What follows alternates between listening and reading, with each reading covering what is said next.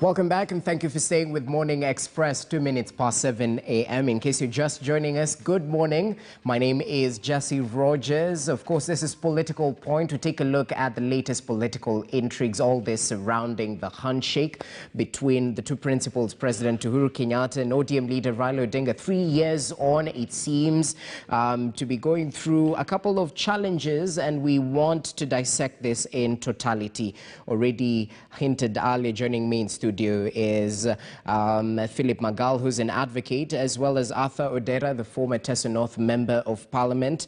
Arthur, I'd like to begin with you, as you were giving your point earlier on before I cut you short. Perhaps as you build up on it, we've just run a story on the intrigues or the cards on the table for the ODM leader, Raila Odinga. He's been quite secretive about his whether he's running for the 2022 general election. But be that as it may, what are the options on the table? Is it better to move out of the handshake, quote unquote, if this turbulence persists? The handshake helps Raila to, shall we say, cement his reputation as a man who has sacrificed certain things for the benefit of Kenya. And when we were told about the handshake, when we saw it, we thought that was very statesmanly. Two gentlemen coming together, competitors in an election that had happened a few months before that, coming together and saying, you know what, the future is more important. Let's bring peace to our country and try to bring political inclusion among the different ethnicities and different persuasions and religions and so on for Kenyans. Yeah. In the process, I think there's also a big element of economic inclusion, which for me comes through especially the 35% increase from 15 to 35% minimum devolved fund. That can take care of economic inclusion in a big way and in the long term, in my view. Now, to think that BBI is facing turbulence cannot possibly be about the BBI bill. It cannot possibly be about the 9-point agenda. That seems to be going smoothly, according to plan. The two principals are all doing the right things, you know, bringing the people together. But I think the turbulence is really about what ODM perceives to be its share, its objectives, its motives for going into the handshake, and their prospects for 2022. It centers around that. And a few things I can point out that have happened that might have caused ODM some fears. One, in Matungu, the ANC candidate was seen to enjoy state support. Two, the meeting in State House created optics that ODM did not like very much. The statement was read by Gideon Moi, and I'm sure Raila must have been thinking, what's going on here?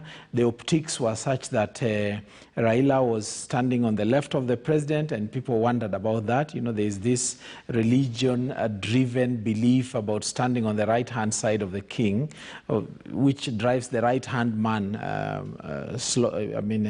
statement. And also, the perception that the civil servants who essentially answer to the president are driving the agenda in a direction that they seem to want, and in a sense excluding the ODM guys who were involved in that process directly, like Junet Mohammed and probably even Raila Odinga. And that is worrying people. But is that about Kenya? No.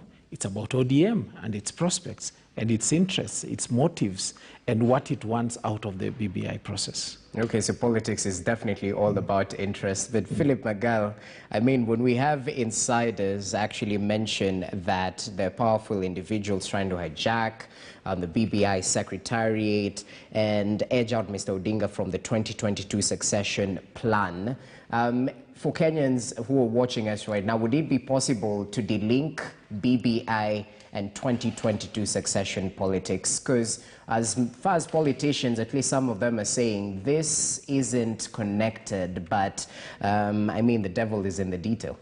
It is impossible to delink BBI and the 2022 elections. Let us be open about that. And number two, it would be foolhardy for ODM to pull out of the BBI process at this stage. I mean, it's 3 years down the road, and it's a year to election. Lastly, I think, you know, ODM needs the president just as much as the president needs ODM. So they shouldn't lie to themselves that they are holding the longer side of the stick. The reason being, there are two, we have to look at this from the president's side as well as from ODM side. The president has one agenda, and that is to deliver within the 1 year, the one remaining year in his term, and ODM are looking at 2022. So these sides have to be able to reconcile these two. ODM should set out, as it has always it has done so far, to help the president deliver on his agenda. They have stood by his side, they have helped him with BBI, they have brought peace into the country, and they should take credit for that. And there is one obstacle left, which is to help the president jump the BBI hurdle in the coming referendum. Once that is done, then the ball will be on the president's court to decide whether or not to support Raila or not.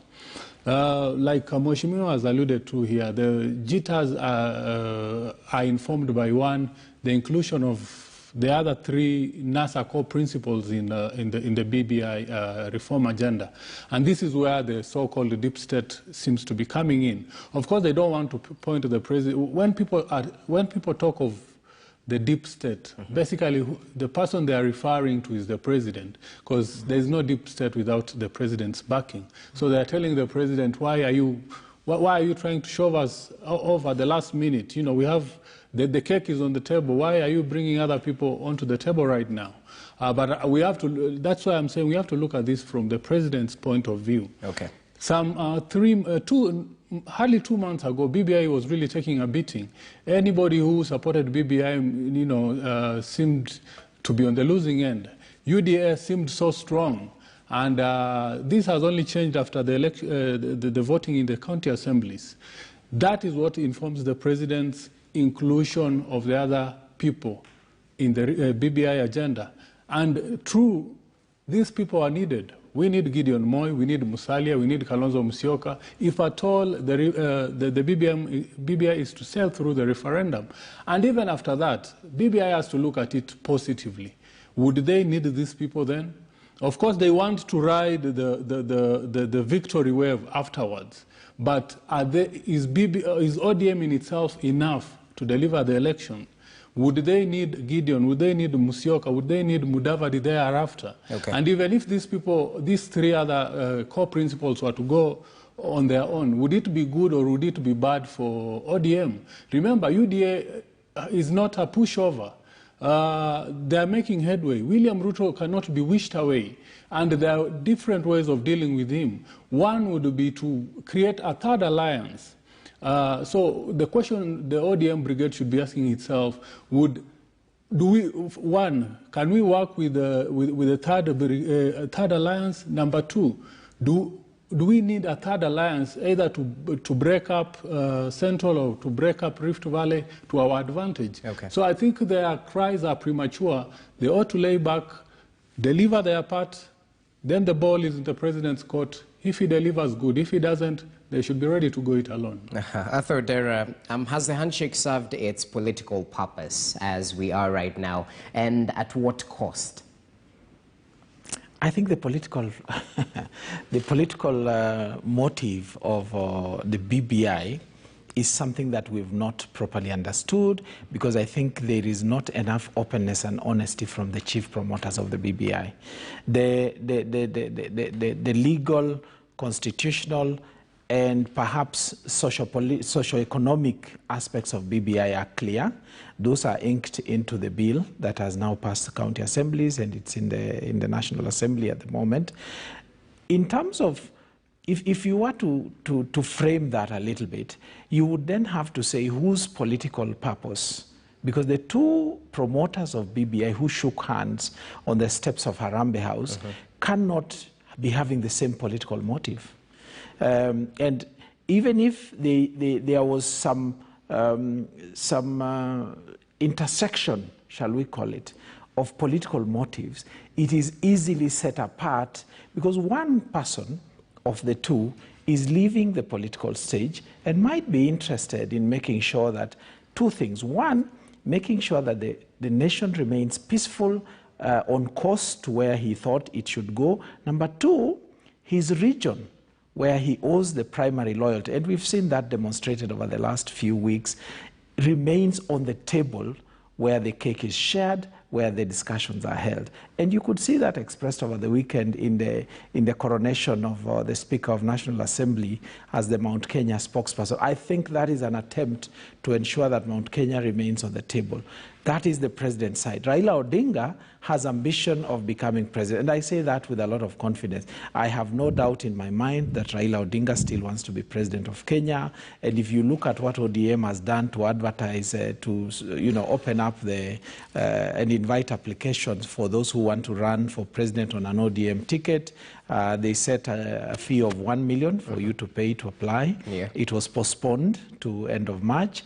It was postponed just at about the same time when Raila said, listen, you guys, don't put me under pressure to make a decision. I will decide later. And I don't think there's doubt in anybody's mind that Raila Odinga wants to be in the ballot. Okay. And probably he's just weighing his chances now and trying to build the right alliances, and probably also trying to make sure that whatever political pact there may be, and I'm sure there was, between him and the president remains alive, and therefore giving him hope of latching on to whatever goodwill the president will have left when he leaves the stage. Well, we'll take a look at the democratic process, even as ODM hails itself for that, being a democratic party, opening its doors for any candidate. But be that as it may, Philip Magal, Arthur brought into the picture a very interesting issue, and I'd like us to veer off the handshake for a while. The Speaker of the National Assembly being instilled as the spokesperson of the Mount Kenya region. Of course, this is a position perhaps that has been angled by many politicians within the mountain itself. Kiunjuri, the likes of Anne Waiguru. Talk to us about the mountain politics and what this latest development might mean going forward, remembering President Kenyatta mentioned that he will still be actively involved in the region, perhaps even after the 2022 elections. They say nature abhors a vacuum, and as it stands, there is a vacuum in central Kenya leadership, and which something which the deputy president has taken advantage of. We can see his constant visits to the region, and I can confidently say that he enjoys almost fanatical support in that part of the world. And this has sent jitters to, of course, the president himself and the other leaders from the region. We know that there are people who would have loved to inherit the mantle from the president. The president insists that he's still in charge. Good enough for him, he was able to show it during the recent BBI voting in the county assemblies. And there are people who've been lining up. We know of Peter Munya, we know of there is Kabogo, we know of now Muturi being coronated as a Mount Kenya people spokesperson. But then that doesn't solve the problem. They are yet to find the right formula. To me, nobody has come out strong enough to lay claim to that throne. And as it stands, the DP still commands are following in that region, and unless something drastic happens before 2022, that will still remain the position. Okay. But I know the president is working out something, and let's see. It still remains to be seen what comes out of it. Okay, even the finishing of projects within that particular region might have some influence on this. Arthur Dera, perhaps give us your take on the mountain politics. But be that as it may, it was a big win for ANC and Ford Kenya in the Matungu by-election. Perhaps other political quarters are underplaying this, saying they retained the seats. That was expected. The biggest win was on the competitors who seemed to have made inroads of some sorts, going by the results of the elections. What's your latest on this, also in the backdrop of Muhisa Kitui's homecoming, homecoming on Saturday, this last week? On Mount Kenya politics, I think it was a momentous occasion over the weekend when Speaker Muturi was crowned as the spokesman of the Mount Kenya region. In my mind, the use of the word spokesman is a careful choice, because it doesn't introduce him in one swing into the center of Mount Kenya and not wanting to make him seem like he's taking over from Uhuru Kenyatta immediately, but I think that's really what is intended. It's interesting, though, in another way that, for the first time since we know the mantle for leadership, if that's what it is, and I think it is crossing the mountain to the eastern side. It's been in Kiambu twice. It went to Nyeri, Mzee Kibaki's time. Now it's gone to Embu, and by the way, Mbeere. That is interesting. That, for me, is very, very interesting. And it paints it in a totally different way about whether that is the new thinking in Mount Kenya or not is yet to be seen. The other thing that is interesting is the speaker. I often think of Speaker Muturi as a reluctant politician. He is incredibly forthright, not your typical politician. He doesn't suffer fools gladly, and he has such intolerance for mediocrity. You even wonder what he's doing in politics sometimes. But he provides, through those qualities, I think he will provide the kind of leadership that opens people's eyes, puts the truth on the table, and drives things in a direction that is open and possible for all to see. Now let's swing to Matungu and Kabuchai. Clearly they retained ANC and Ford Kenya respectively retained their seats. However, when they had those seats in the first place, they won in the last general election. In the last general election, like all general elections, attention is scattered. The big players focus on the presidency, governorships, and so on, and therefore there is not enough attention paid to constituents such as Kabuchai and Matungu. And I can assure you, the whole nation sat up and watched what was happening in Kabuchai and Matungu. My fear about those by-elections, the way they happened, is that I ask myself the question, did those people elect Weta and Musalia, or did they elect Kalasinga and Nabulindo? Yeah. And sometimes when such happens, the primary loyalty of the person who won does not then go to the voters, it goes to the big player that helped them to win the election. And you could see in Matungu, for example, the Governor of Paranya, spent an incredible amount of time in Matungu campaign. He switched on the county machinery to campaign for the ODM candidate, not because he had any affinity for Were as such, but because of the supremacy battles in Luhyaland between Oparanya and Musalia. Musalia won that battle. So whose candidate won? Is it the candidate for the electorate of Matungu or the candidate for Musalia? For me, that's the downside. However, inroads, yes. Certainly UDA, I think, is the one that attracts a lot of attention. The UDA candidate in Kabuchai earned 22%, just about 22% of the vote, and the UDA candidate in Matungu got just about 17% of the vote. Is that significant? Yes, because UDA is a new party. All right. William Ruto... Is it new? Is it new? Many might argue it's been in existence. The name was changed. The name was changed, but it's new in the field of competition except for Isiolo. In Western Kenya, certainly, it's not fielded a candidate before. And being new as such in that area, having never fielded, having no infrastructure in that area at all, having no network, you would say, yes, they did make inroads. All right. Was that about resources that were poured into that area? Was that about the many, many members of parliament and county assembly that were poured into those areas to campaign for the UDA candidate? To a certain extent, it is. Would this UDA candidate fare similarly in a general election where the attention is scattered and there is no attention from the big players? Maybe not. All right, those are the questions. But be that as it may, gentlemen, Philip Magal, as we conclude, let's go back to the handshake.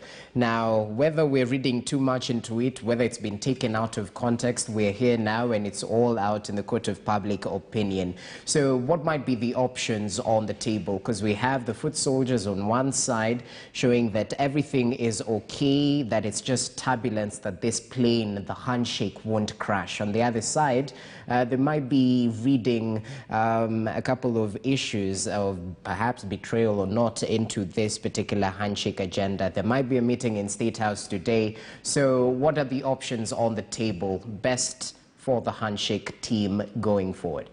You know, allow me just to comment on Matungu and Kabuchai before I move on to that.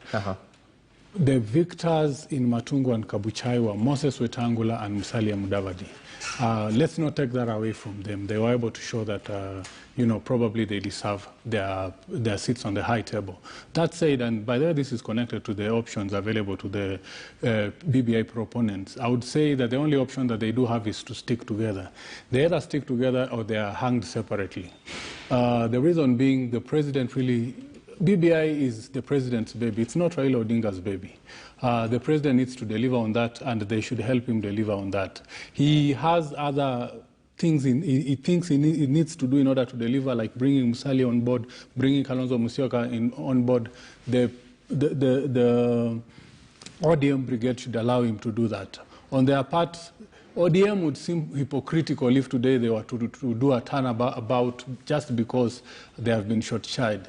Either they believe in BBI or they don't. If they do, like they have been saying, if it is good for the country, like they have been saying, if at all they are to come across as credible and people of integrity and not hypocritical and cynical, then they should stick with the president. Immediately after BBI is voted on, whether it passes or not, then they can explore their options. But as it stands, the president needs Raila just as much as Raila needs the president. So it wouldn't be in the best interest of either parties for the handshake to disintegrate in any way, yeah? Not at all, not at this point. Okay, Authoritative, your final take on this. Are you in support of that particular proposal? Indeed. I mean, the two principals need to deliver on BBI. I'm sure this will be like a stillbirth if they come apart and therefore are not able to drive the referendum to success. But I think that beyond the referendum, Raila Odinga has options. And I think that if Uhuru Kenyatta decides to support someone else or throw his weight behind someone else for the presidency 2022, it is likely that Raila Odinga will pick up his phone and call William Ruto and say, my brother, can we have a cup of tea? And those two foremost political beasts in Kenya coming together will shake this country, will vanquish all the questions about who will become president in 2022, and whether they will be a team that leads Kenya in 2022. And my hunch is that if that happens, and when that happens, a lot of the other seven will want to hitch on that train, because BBI will have created enough positions for them to come to the table and say, you know what, can I be accommodated here? Okay, so it's a game of wait and see. We'll definitely continue monitoring the state of developments even as we celebrate the 3rd anniversary of the handshake. Gentlemen, many thanks for your time. Philip Magal, an advocate right here, giving us his input, as well as Arthur Odera, the former legislator of Teso North constituency. That leads us to a short break right now. Enough about politics. When we come back from this particular break, it's all about our person of interest. This time round, we focus on the Nyeri Deputy Governor, Caroline Karugu. Trixie Ngado will be doing that particular interview. Stay with us.